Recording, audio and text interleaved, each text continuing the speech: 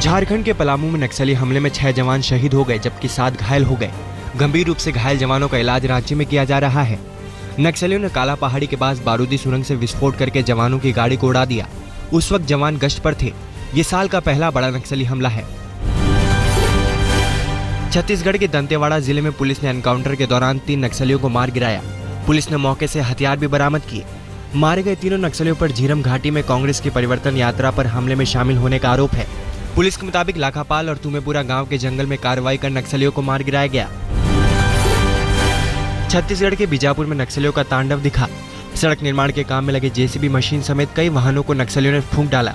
कुछ दिनों पहले ही सीआरपीएफ की कोबरा बटालियन ने पुलिस के साथ मिलकर इसी जिले में 10 किलो आईईडी बरामद किया था। गुवाहाटी से दिल्ली जा रही ब्रह्मपुत्र मेल में सीआरपीएफ जवान की संदेहास्पद हालत में मौत की खबर से हड़कंप मच गया। जवान की लाश को बिहार के बक्सर में उतारा गया। जानकारी के मुताबिक उद्धव मलाकर नामक जवान गुवाहाटी से दिल्ली जा रहा था, लेकिन रास्ते में ही उसकी तबीयत खराब होने लगी, लेकिन किसी ने उसकी सुध नहीं ली।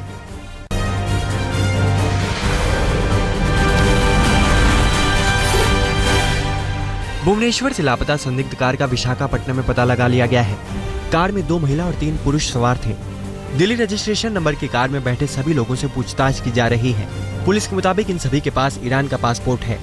भाषा की वजह से पूछताछ में दिक्कतें आ रही हैं। इस बीच ओडिशा से विशाखापट्टनम के लिए एसटीएफ की टीम रवाना हो चुकी है। केंद्रीय एजेंसियां भी इस मामले में मदद कर रही हैं।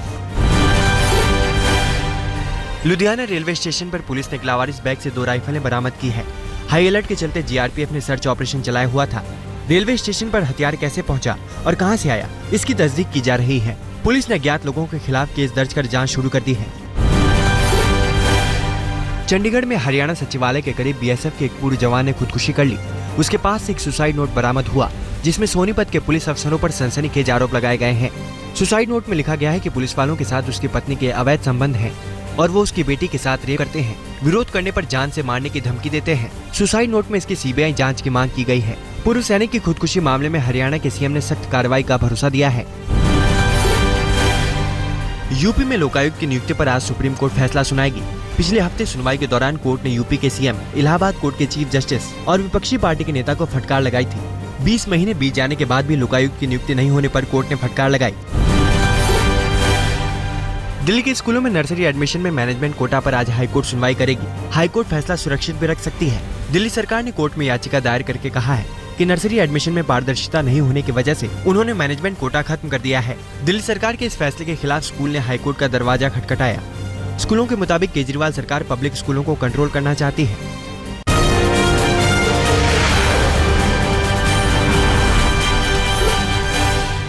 दिल्ली में एमसीडी के हड़ताल का आज दूसरा दिन है। एमसीडी कर्मचारियों के हड़ताल की वजह से हालत बिगड़ने के आसार हैं। सैलरी और एरियर की मांग को लेकर बुधवार को कर्मचारियों ने केजरीवाल के घर के बाहर प्रदर्शन किया। एमसीडी कर्मचारियों के हड़ताल को 27 कर्मचारी संगठनों ने अपना समर्थन दिया है। दिल्ली सरकार का ब्यूरोक्रेसी के साथ विवाद खत्म होने का नाम नहीं ले रहा है। दिल्ली सरकार के मंत्री सत्येंद्र जैन ने अपने अधिकारियों को आदेश दिया है कि वो उनके विभाग से जुड़े मामलों में सीधे रिपोर्ट करें। सत्येंद्र जैन ने गृह, स्वास्थ्य, पीडब्ल्यूडी और उद्योग मंत्रालय के अधिकारियों को आदेश दिया है। अब तक के नियमों के मुताबिक जूनियर अधिकारी अपने सीनियर अधिकारी को रिपोर्ट करते हैं, लेकिन सत्येंद्र जैन ने जूनियर अधिकारियों को कहा है कि वो अपने विभाग के सचिव को रिपोर्ट न करें। मुंबई में पाकिस्तानी गजल गायक गुलाम अली का कार्यक्रम नहीं होगा। शिवसेना के दबाव के बाद गुलाम अली का कार्यक्रम रद्द किया गया। गुलाम अली को सुहेब इलियासी की फिल्म घर वापसी के म्यूजिक रिलीज में शामिल होना था। गुलाम अली के नहीं शामिल होने की वजह से अब म्यूजिक रिलीज के कार्यक्रम को साधारण तरीके से किया जाएगा। दरभंगा में बिहार के उप मुख्यमंत्री तेजस्वी यादव ने पीएम मोदी पर निशाना साधा है। तेजस्वी ने मोदी को नीतीश कुमार से जूनियर बताया। उन्होंने नरेंद्र मोदी को आरएसएस का मुखौटा बताते हुए कहा कि चुनाव आते इनको मंदिर नजर आने लगता है। तेजस्वी ने बीजेपी पर आरोप लगाते हुए कहा कि मंदिर के लिए जो करोड़ों रुपए चंदा में आया वो गायब हो रहा है। तेजस्वी ने पूछा कि आखिर वो पैसा कहां जा रहा है। यूपी के जालौन में सीएम अखिलेश यादव की जनसभा में एक महिला ने जमकर हंगामा किया। हंगामा देख पुलिस ने महिला को जनसभा से बाहर कर दिया। महिला पुलिस के खिलाफ सीएम से शिकायत करने पहुंची थी। महिला का नाम उमा देवी है और वो आंगनबाड़ी केंद्र में काम करती है। महिला का आरोप है कि उसके घर में घुसकर 2 लोगों ने उसकी बेटी और उसके साथ मारपीट की। जब इसकी शिकायत पुलिस को की तो पुलिस कार्रवाई की जगह आरोपियों से मिलकर धमका रही है।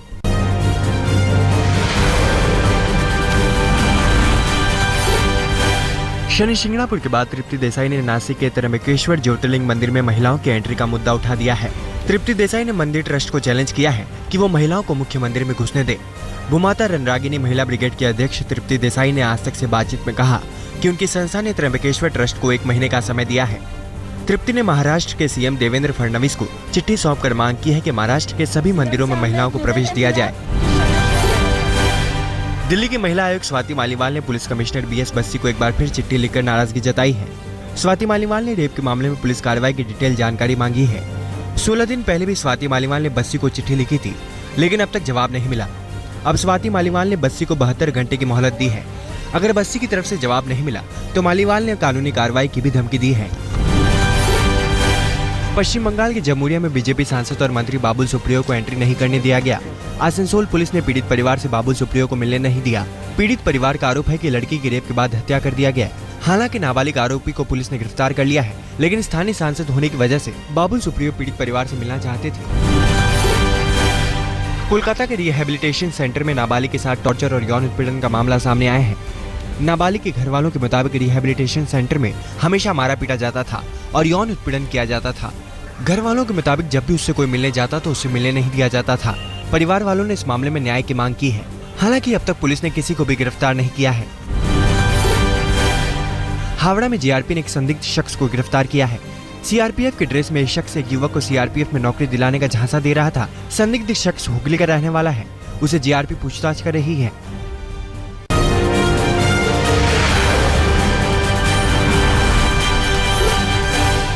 बिहार के कैमूर के रामगढ़ इलाके में शहीद सुनील कुमार के पिता को 5 महीने बाद भी मुआवजा नहीं मिला है। मुआवजे के लिए शहीद के पिता कई दफ्तरों के चक्कर लगा चुके हैं। पिछले साल 18 अगस्त को नक्सलियों के साथ एनकाउंटर में छत्तीसगढ़ के बीजापुर में सुनील शहीद हो गए थे। उस समय डीएम राजेश्वर प्रसाद सिंह ने शहीद के परिवार वालों को मुआवजा देने की बात कही थी। साथ ही शहीद के नाम पर स्मारक बनवाने का भी ऐलान किया था। पटना में 1000 रुपए की रिश्वत को लेकर एएसआई और कांस्टेबल को गिरफ्तार किया गया। एक युवक ने इसकी शिकायत एसएसपी मनु महाराज से की, जिसके बाद मनु महाराज ने ट्रैफिक एसपी को जांच करने को कहा, जिसके बाद पुलिस वालों पर कार्रवाई हुई। शिकायतकर्ता के मुताबिक ड्राइविंग लाइसेंस नहीं होने के एवज में उसे 1000 रुपए की रिश्वत मांगी गई थी। यूपी के एटा में अवैध खनन रोकने गए एसडीएम और नायब तहसीलदार पर जानलेवा हमला हुआ। खनन माफिया ने ट्रैक्टर और जेसीबी चढ़ाकर मारने की कोशिश की। दोनों ने गाड़ी से कूदकर किसी तरह अपनी जान बचाई। एसडीएम ने हत्या की कोशिश का केस दर्ज करा दिया है, जिसके बाद एक आरोपी को पुलिस ने गिरफ्तार किया है। यूपी के मुरादाबाद में पुलिस ने नकली नोट बेचने वाले गैंग का भंडाफोड़ किया है। पुलिस ने गिरोह के 5 सदस्यों को गिरफ्तार किया है। ये गिरोह नोटों की गड्डी के बीच कागज के टुकड़े लगाकर मार्केट और शादी समारोह में चलाते थे। पुलिस ने इस गिरोह के पास से गड्डी बनाने के लिए रखे गए 100 रुपए के नोट के 9000 रुपए बरामद किए हैं। मध्य प्रदेश के टीकमगढ़ में पुलिस सब इंस्पेक्टर ने खुदकुशी कर ली। सरकारी राइफल से खुद को गोली मारकर मौत को गले लगा लिया। मृतक की आत्महत्या की वजह का खुलासा नहीं हो पाया है। घटना की खबर लगते ही देहात थाना पुलिस मौके पर पहुंची।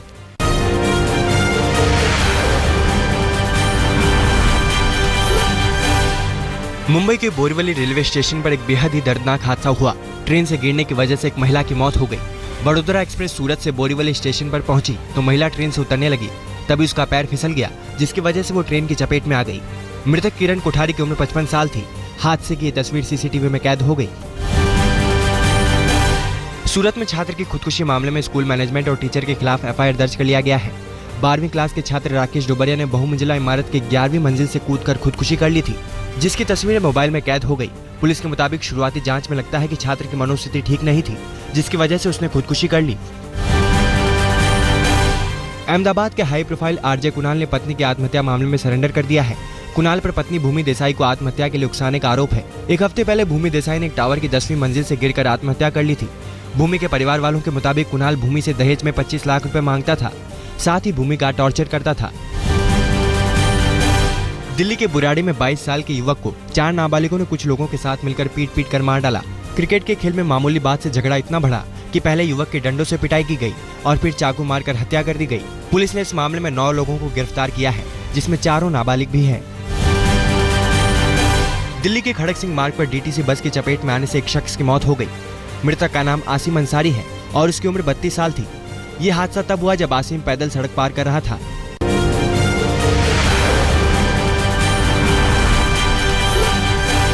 दिल्ली के जाफराबाद थाना पुलिस ने एक हत्या के मामले में खुलासा किया है।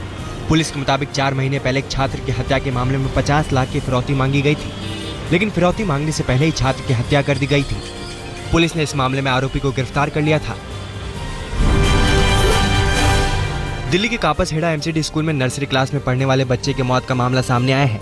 5 साल के मासूम की स्कूल के अंदर बने टॉयलेट टैंक में गिरने से मौत हो गई। टैंक का ढक्कन खुला हुआ था। मासूम की मौत के बाद स्कूल ने ताला जड़ दिया है। दिल्ली के अमन विहार इलाके से 20 बच्चों को रिहा करवाया। 3 जगह रेड मारने के बाद बच्चे बरामद हुए। इनमें 11 लड़के और 9 लड़कियां हैं। पुलिस ने फैक्ट्री मालिक और प्लेसमेंट एजेंसी के खिलाफ मानव तस्करी का केस दर्ज कर लिया है। बच्चों को दिल्ली पुलिस श्रम विभाग झारखंड की खुफिया विभाग के साझा ऑपरेशन के बाद रिहा कराया गया। अमृतसर के कदोवाली गांव में प्रॉपर्टी विवाद में एक शख्स की मौत हो गई। 2 भाइयों के बीच तकरार इतनी बढ़ गई कि गोलियां तक चली। इसी गोलीबारी में हरजीत सिंह नाम के शख्स की मौत हो गई, जबकि हरजीत का बेटा घायल हो गया। पुलिस के मुताबिक घर के बंटवारे को लेकर दोनों भाइयों के बीच तकरार था।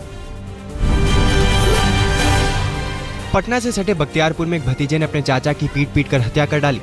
वारदात को जमीन के एक टुकड़े के लिए अंजाम दिया गया। मृतक की पहचान रिटायर्ड इंजीनियर नागेंद्र सिंह के रूप में हुई है। नागेंद्र सिंह अपने गांव करोटा में रहते थे। वहीं पर पुश्तैनी जमीन को लेकर भतीजे से झगड़ा हुआ था। वारदात के बाद आरोपी फरार हो गया है।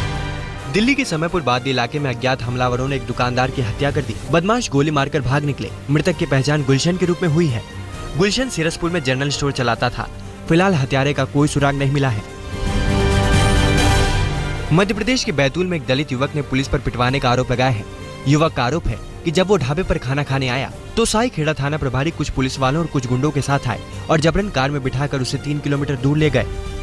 युवक के मुताबिक वहां कार से उतारकर पुलिस वालों ने उसके हाथ पकड़े और गुंडों ने पीटना शुरू कर दिया। पिटाई की वजह से पीड़ित की कमर के नीचे और कान पर चोट के निशान हैं। वहीं पुलिस इस मामले में जांच का भरोसा दे रही है।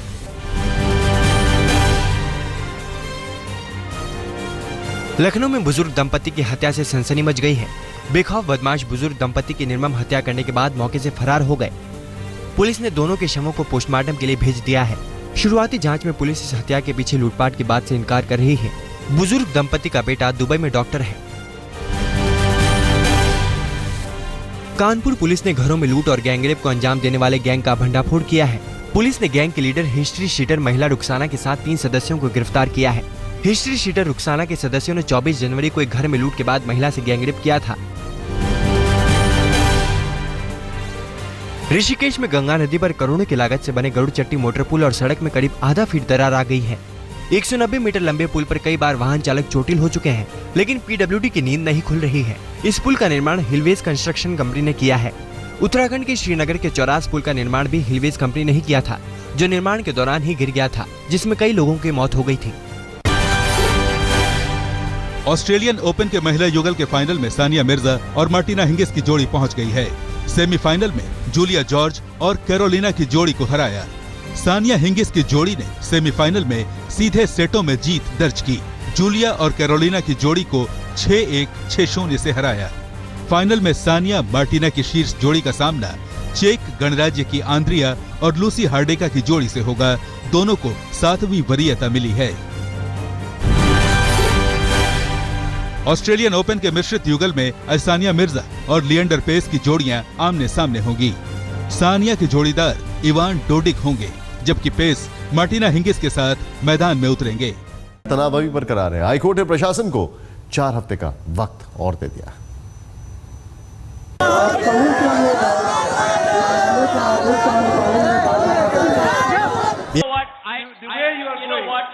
The arrogance of the BJP. This is right. I love their arrogance, but this is what's going to be hubris, which is going to take them down. No. I am. We know the people of India vote.